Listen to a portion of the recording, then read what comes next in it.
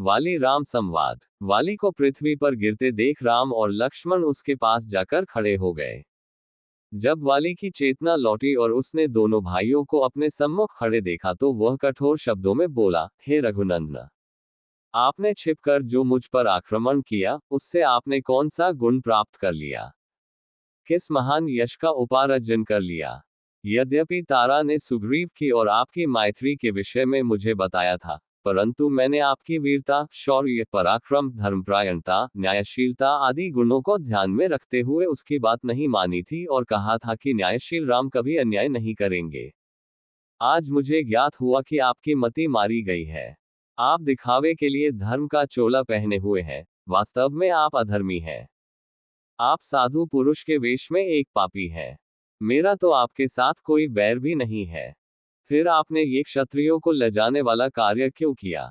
आप नरेश हैं। राजा के गुण साम, दाम, दंड, भेद, दान, क्षमा, सत्य, धैर्य और विक्रम होते हैं।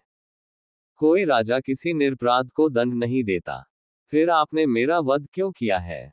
हे राजकुमार, यदि आपने मेरे समक्ष आकर मुझसे युद्ध किया होता तो आप अवश्य ही मेरे हाथों मारे गए होते। जिस उद्देश्य के लिए आप सुग्रीव की सहायता कर रहे हैं, उसी उद्देश्य को यदि आपने मुझसे कहा होता तो मैं एक ही दिन में मिथिलेश कुमारी को ढूंढकर आपके पास ला देता। आपकी पत्नी का अपहरण करने वाले दुरात्मा राक्षस रावण के गले में रस्सी बांधकर आपके समक्ष प्रस्तुत कर देता। आपने अधर्मपूर्वक मेरा वध क्यों किया? वाली के कठोर वचनों को सुनकर रामचंद्र ने कहा, वानर, धर्म, अर्थ, काम और लौकिक सदाचार के विषय तुम्हें ज्ञान ही नहीं है। तुम अपने वानरोचित चपलतावश तुम व्यर्थ ही मुझ पर क्रोधित हो रहे हो।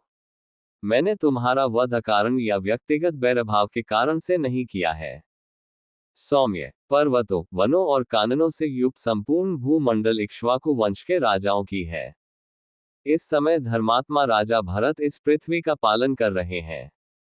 उनकी आज्ञा से हम संपूर्ण पृथ्वी में विचरण करते हुए धर्म के प्रचार के लिए साधुओं की रक्षा तथा दुष्टों का दमन कर रहे हैं।